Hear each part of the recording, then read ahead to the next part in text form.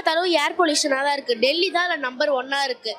அதனால தான் நான் அந்த ப்ராஜெக்ட் சூஸ் பண்ணேன். எனக்கு தெரிஞ்ச ரிலேட்டிவ்ஸ் அண்ட் ஃப்ரெண்ட்ஸ் எல்லாருக்குமே ஆஸ்மாவாக தான் இருக்குது. அதனால தான் நான் அந்த ப்ராஜெக்ட் சூஸ் பண்ணேன். இது ஏன் நான் வந்து ஃபேக்ட்ரி செட்டப் கொடுத்துருக்கேன்னா, ஃபேக்ட்ரியில் தான் இப்போ நிறைய பிளாக் கேஸு, ஸ்மோக் எல்லாம் வருது. அதனால மக்கள் எல்லாமே ரொம்ப கஷ்டப்படுறாங்க அந்த டிசீஸ்லாம் வந்து. அதனால தான் நான் ஃபேக்ட்ரி செட்டப் சூஸ் பண்ணுறேன். இங்கே ஃபேன் வந்து எக்ஸாஸ்டாக ஆக்ட் பண்ணது. அந்த ஃபேன் வந்து டர்ட்டி. நான் சார்கோல் இங்கே வைக்கிறேன். சார்கோல் வந்து ஸ்மோக்குக்காக வைக்கிறேன். ஸ்மோக் வந்து இந்த எக்ஸாஸ்டர் மூலயமா அந்த ஃபேன் ஆக்ட் ஆகுதுல எக்ஸாஸ்டர், அது மூலயமா இங்கே வந்து இந்த பைப் மூலயமா இங்கே வந்து கார்பன் அப்சர்வருக்கு வருது.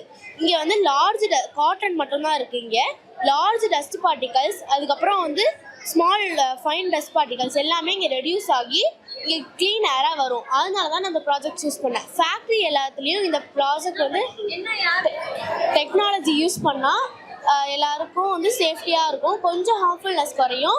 எல்லோரும் சேஃப்டியாக இருக்கலாம்.